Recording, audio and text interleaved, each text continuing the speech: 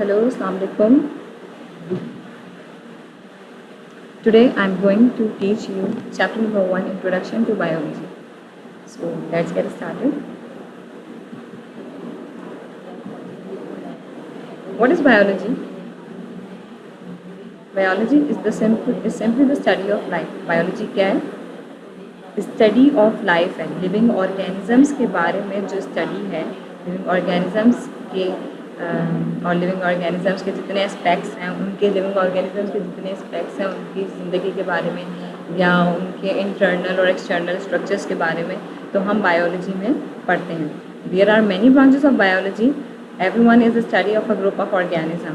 कह रहे हैं बहुत सारी जो है वो ब्रांचेस हैं बायोलॉजी की, जिसमें से कुछ हम यहाँ डिस्कस करते हैं. Number 1, zoology. What is zoology? Zoology is all concerned with the animals.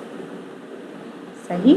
Animals के बारे में हम जितनी स्टडी करेंगे, एनिमल्स क्या उनका स्ट्रक्चर होता है, क्या उनका फूड होता है, कैसे उनके ऑर्गन्स परफॉर्म करते हैं, फंक्शंस, डिफरेंट सिस्टम्स कौन से हैं उनके, तो वो सब हम किस में डिस्कस करेंगे? zoology में डिस्कस करेंगे. And the person who makes the observation about zoology is called zoologist. वो पर्सन जो कि ऑब्जर्वेशंस कर रहा है, जो कि स्टडी कर रहा है zoology को, क्या कहलाता है? zoologist कहलाता है. Then we have botany. What is botany? Botany is all concern with the plants. whenever you want to study the plants and the person who study the plants under the branch the person who studies the plants is known as botanist and the study of plants are called botany. ये वो branch है biology की जिसमें हम study करते हैं plants को. अब वो कोई भी प्लांट्स, जितने भी प्लांट्स हैं, जितनी भी टाइप्स हैं, वो हम सब किसके अंदर डिस्कस करेंगे? बॉटनी के अंदर. कैसे रूट है, कैसे सेल्स हैं, क्या स्टेम है, कैसे लीव्स होते हैं, लीव्स के अंदर क्या क्या हमारे पास मटेरियल पाए जाते हैं, सेल्स कैसे होते हैं, वो सब हम बॉटनी में पढ़ेंगे. Next one is cytology. Cytology is study of cells. अब हमें पता है कि we are composed of trillions of cells. एक सेल की बात नहीं है, बहुत सारे सेल्स की बात है. और हमें ये बात भी पता है कि जब सेल, ये अमीबा जैसे एक सेल से बना है, तो उसका एक सेल की स्टडी को भी साइटोलॉजी कहेंगे. और हमारी बॉडी जिसमें ट्रिलियंस ऑफ सेल्स हैं, तो जैसे कि ब्रेन के सेल को हम न्यूरॉन कहते हैं, इसी तरह किडनी के सेल को हम नेफ्रॉन कहते हैं. तो इन सेल्स की स्टडी को, कोई भी बॉडी का जो पार्ट है, ऑर्गन है, उसके सेल्स की स्टडी को हम क्या कहते हैं? एक्चुअली में साइटोलॉजी क्या कहते हैं? साइटोलॉजी कहते हैं. ठीक है. Then we have ecology. Ecology is actually the relationship. सही है. Ecology is that relationship between the living organisms of with each other and with their environment. Living organisms का आपस में, first of all living organisms एक हम है, living things एक हम है, प्लांट्स भी हैं, एनिमल्स भी हैं. हमारा एनिमल्स या प्लांट्स के साथ इंट्रैक्शन, प्लांट्स का एनिमल्स के साथ इंट्रैक्शन और इन्वायरमेंट के साथ interaction, temperature, pressure, hotness, coldness, ये सब इन्वायरमेंट में आ जाएंगे. तो इसकी स्टडी को हम एक्चुअली क्या कहते हैं? इकोलॉजी कहते हैं. सही है. तो जाहिर सी बात है फिर वो पॉल्यूशन को भी कंसर्न करेंगे, एयर वाटर पॉल्यूशन को. Then we have genetics. Genetics is actually the study of how features is pass to offspring from their parents. आपके पेरेंट्स में जो कुछ स्पेशल फीचर्स हैं जो आप में ही जो है वो ट्रांसफ़र हुए, वो कैसे हो गया?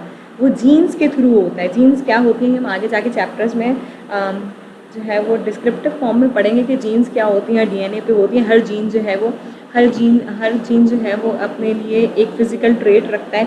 फॉर एग्जांपल जैसे कि आप कुछ स्पेशल आइज़ होती हैं, तो आई कलर जो होता है वो पेरेंट्स और ऑफस्प्रिंग्स में जो है वो ट्रांसफ़र हो रहा होता है, तो उसके लिए एक अलग जीन होती है. ठीक है ना. तो जेनेटिक्स जो है वो इन चीज़ों को डील करती है कि किस तरह जो है वो फीचर्स जो है पेरेंट्स से उनके चिल्ड्रन में या ऑफस्प्रिंग्स में ट्रांसफ़र हो रहे हैं. Then we have anatomy. Anatomy is the study of the inner organs of the body. Anatomy आपको बताता है कि where the organ is actually located, where is kidney, heart, liver and whatever the organ is located. Retroperitoneal position में located है. Left to the heart जो है वो left side of the body located है. किस ऊपर से upper part से और लोअर पार्ट से कितना फासला है, ये सब आपको जो है वो एनेटमी बताते हैं. एनेटमी आपको लोकेशंस का बताता है इंटरनल ऑर्गन्स के.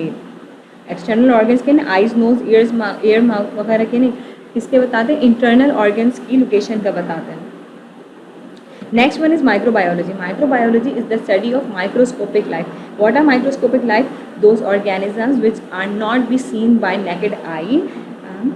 सही है, जो हमें नेकेड आई से थ्रू नहीं नज़र आते हैं और उन्हें हम माइक्रोस्कोप के थ्रू ही देख सकते हैं, that are called microscopic organisms. और उनकी स्टडी को, माइक्रोस्कोपिक ऑर्गेनिजम्स के बारे में पढ़ना, उनकी स्टडी को हम क्या कहते हैं, माइक्रोबायोलॉजी कहते हैं। For example bacteria, virus, corona virus. Corona भी क्या एक वायरस है जो हम इस नेकेड आई से नज़र नहीं आता, उसे माइक्रोस्कोप के थ्रू हम देखते हैं। सॉरी।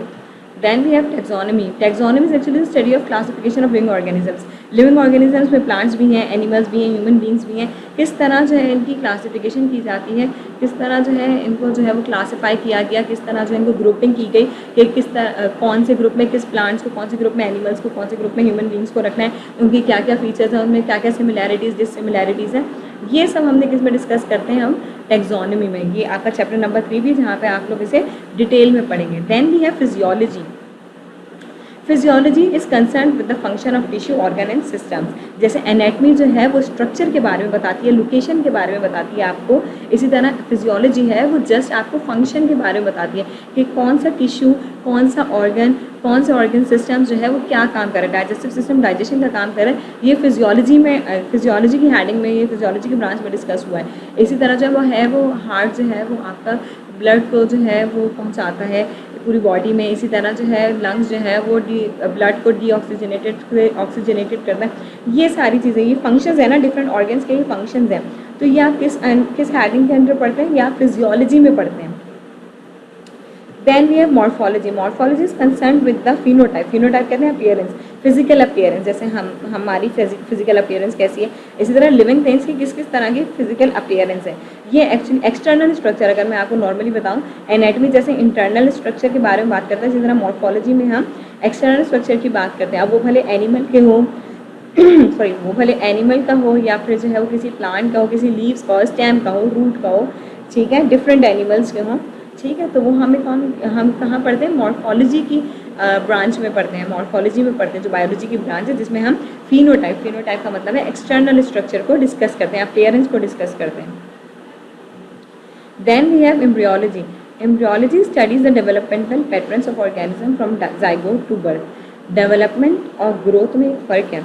डेवलपमेंट का मतलब होता है जब आप मदर फीटस में होते हैं तो उसमें जो आप में जो चेंजेस आ रही होती हैं वो डेवलपमेंट कहलाते हैं। फॉर एग्जांपल कि जब फर्स्ट 9 मंथ्स के बाद एक बेबी जो है वो बॉर्न होता है, तो 9 मंथ्स में हर वीक में क्या क्या चेंजेस हो रही हैं। एक सेल होता है, सिर्फ एक सिंगल सेल होता है, फिर सेल से बहुत सारे ग्रुप ऑफ सेल्स बनते हैं, फिर टिश्यू बनते हैं, ऑर्गन बनता है, ऑर्गन सिस्टम बनता है। तो सबसे पहले कौन सा ऑर्गन बनता है, हार्ट बनता है, ब्रेन बनता है, लिवर बनता है। तो ये सब सारी चीज़ें आपके पैदा होने से पहले सारी चीज़ें बन चुकी होती हैं। जब आप पैदा हो जाते हैं, जब कोई इंसान जो है बॉर्न हो जाता है, उसके बाद उसके जो है वो बाकी ये सारे फीचर्स मैच्योर होना शुरू होते हैं। लंग्स मैच्योर होते हैं, किडनीज मैच्योर होती हैं, हार्ट मैच्योर होता है, ठीक है। तो जो मदर फीटस में जो चेंजेस हो रहे होते हैं उसे हम डेवलपमेंट कहते हैं।